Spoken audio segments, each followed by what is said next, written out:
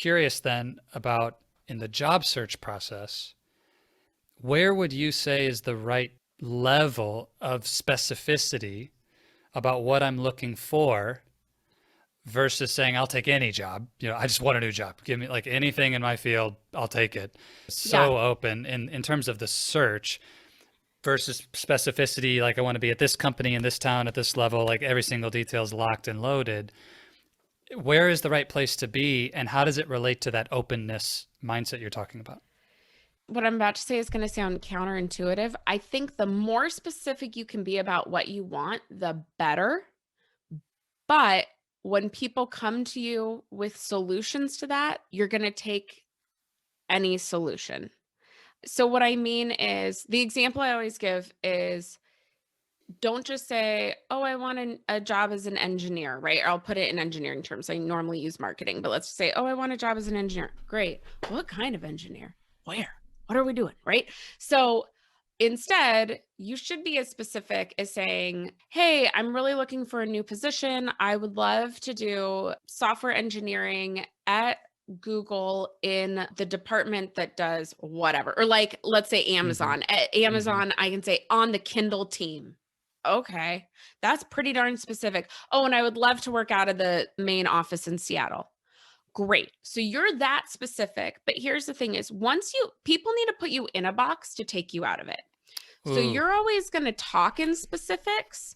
But once I have you in that box, now I can go, okay, I don't know anyone on the Kindle team, but my friend used to be a recruiter at Google. I'm not sure what on team, but and Amazon. I'm not sure what team, but would you want me to put you in contact?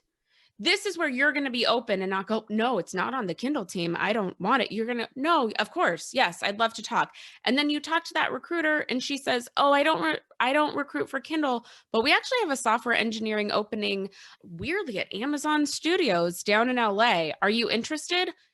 Yes, you're interested. Take the call, right? Like you can decide as you go along, this now is too far outside what I want, or this is within what I want. So you be specific, but be open to other people's outside ideas. This is a classic example from a book. This is not my example, but where this concept comes from is a book called Luck is No Accident. It's called the planned happenstance theory. It's a career theory.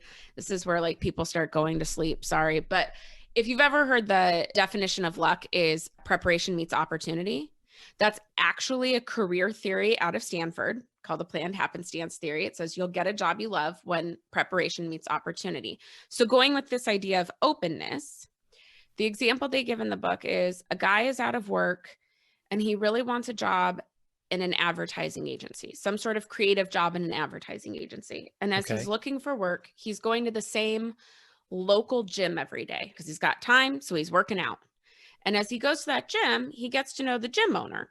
And the gym owner knows that he's looking for work and says, oh, well, do you want to work creative at an ad agency? Do you do graphic design? And he says, yeah. And the gym owner says, well, I really want to market the gym more. I'm actually looking to hire a full-time graphic designer for the gym.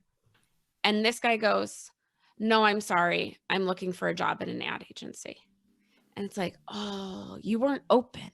If that job fits the criteria, because I hope your criteria is more than just, I have to do these skills and get this pay. Like if it's giving you the time to be with family and the time to work on your passion project or whatever, and it still pays you well, like Yes. I have a feeling for engineers in general, like there can be a lot tied to the name of where you work. Don't get so focused on that name that you lose out on the part that actually creates a life you want. Cassandra, I love this and I have experienced it and I agree with you that when we get really clear and focused around the vision, and in this case, the next role that I would love to have in my career path, that concentration of power that comes from focus is what creates movement and the action and the catalyst to go get after it. And then the opportunities that flow in from the unexpected places just seem to show up.